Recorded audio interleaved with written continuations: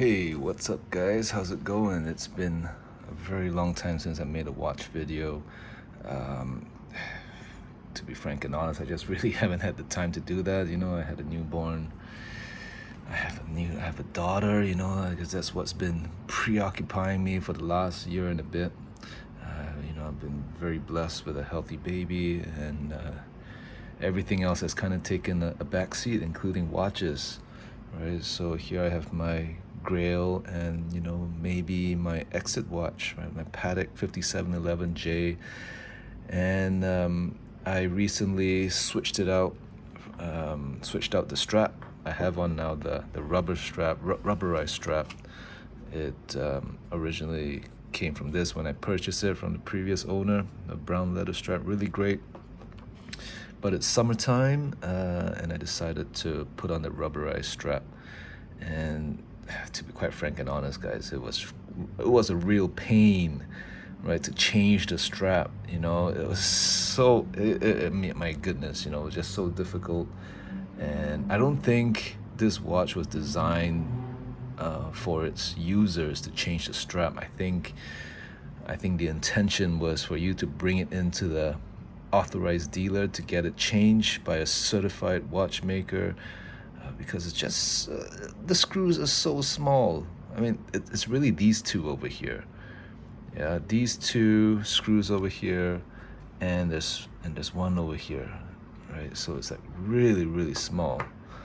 And the tool that you need to buy is a 1 millimeter screwdriver, right? So I bought it from Amazon, the Bergeon screwdriver, right?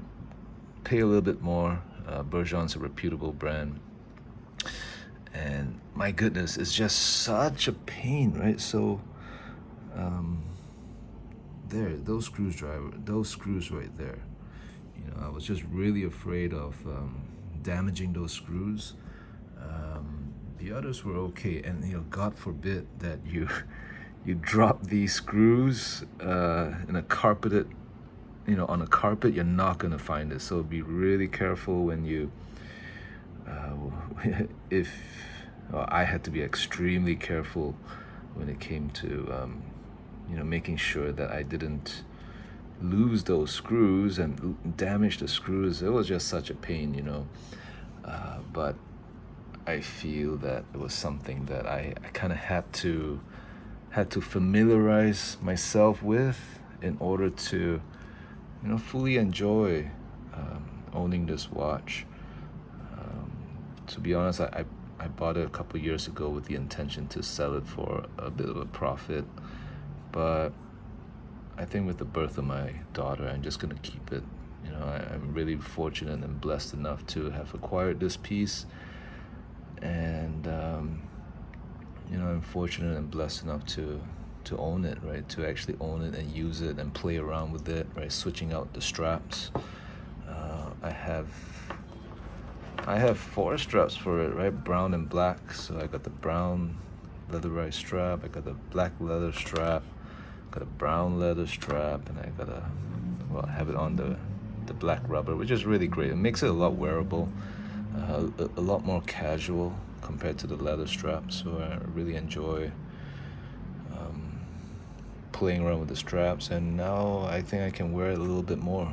Having it on the leather strap just made it a little bit too formal for me, so I wasn't really wearing it that much. It really stands out. This watch is, being yellow gold, it stands out for sure. Beautiful watch, right? You got a silver sunburst dial. Is it a great watch? Yeah, it is. Obviously it's a hype watch, right? It's a Nautilus, but it's not a steel Nautilus, which I think is a little bit, that's a lot of hype there for the steel, for a steel bracelet, right? Like, and this being gold, it actually looks like a grail watch. It looks the part, and it costs less than a steel Nautilus, which kind of blows my mind a little bit, right? I understand, steel and Patek, you gotta pay a premium for it. They just don't make as many steel watches, but I think that's a little bit silly right there. That's just my opinion, right? I understand its scarcity and desirability, but I think as a grail piece, a precious metal just looks the part, and for my collection, that's what I needed, you know. Um, well, you don't need these things, right? These are things that I want, you know. And at the end of the day, it's just a watch, right? But now that I'm able to change the straps, I think it's just really opened up its wearability and versatility, and just having fun with it. You know, I and that's the thing with luxury watches, right? Yeah, you might be able to afford to buy these things, but can you afford to use them, wear them, you know, maybe make a little scratch or two, or can you afford to damage them, right? And these things do happen. Of course, you want to be very careful with these things, right? It costs a lot of money, but can you, you know, if you're someone who just cannot bear, you know, damaging something precious like this, maybe luxury watches are just not for you, because you know, these things will get wear and tear, right? The more you wear it, the more opportunities arise where you can damage it, and that's just how it is. So yeah, is it a watch I recommend for people? It is a great watch, right? I do enjoy it. Yeah. Would I recommend you swap the straps out on your own? Well, if you got the guts, you know, if you have the guts, make sure you have the proper tools. You need a 1mm screwdriver and another one which is a little broader, but I think most people will have a screwdriver that can unscrew that, right? So the main one is this. You need a toothpick to kind of push out the bars in the strap, and that's about it. And you can really enjoy, right? Then you can really enjoy wearing these things, yeah. But would I recommend this as a first watch? No. No. I mean, you know, if you want a luxury watch, a first luxury watch, I would go for a Rolex, right? The Rolex Submariner, or, you know, my preference is the Rolex Yachtmaster. That really is my go-to watch, guys. Yeah, the Rolex Yachtmaster is, to me, is the watch that I've owned the longest ever, and that I continually wear, and I do not get bored of. You know, it really is a great watch. It's very wearable, the Yachtmaster.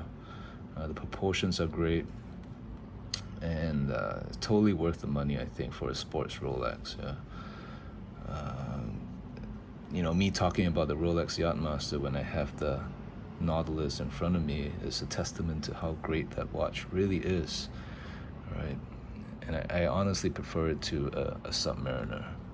In terms of ownership and wearability and versatility, the Yachtmaster is king. Yeah. But this really is a grail exit watch for me from the hobby. You know, I've really taken a break from collecting and buying and selling watches, right? The watch market is kind of down, you know. Why is it a little down? Well, I mean, I'm a good example, I guess. You know, I've just kind of lost a bit of interest in finding the next watch. You know, I'm just happy owning and enjoying the pieces that I already have. I have 5 watches in my collection, which is more than anyone really needs. Yeah. And so I think that's the issue. Yeah, people are just, you know, wristwatch fatigue, I guess. And you know, people go through a Submariner, a GMT, maybe a Daytona. Then what's next, right? Is it really worth spending another 10, 20, 30,000 for another sports Rolex? You know, you've already experienced it. You know, the high is just it's not as same as before. You know, when it comes to wristwatches, it's very addictive. Yeah, it's like chasing that dragon, you know, for the next great piece. And also because the watch market is kind of coming down, a lot of these things, right? People justify spending so much money on these watches, because they think that the value will appreciate in the future, and that these things are assets, and blah blah blah. But the reality is, I think the watch market was pretty inflated, and now China is kind of not doing well economically, and they were a huge buyer of all these luxury products, and now that it seems like their real estate market has kind of popped. I think their hunger and demand for luxury items have definitely cooled off a lot, and so I anticipate the market to go down a little further, and maybe you might be able to pick up a nice piece. Yeah? Anyway, I rambled on long enough. Thanks for watching, and take care. Bye.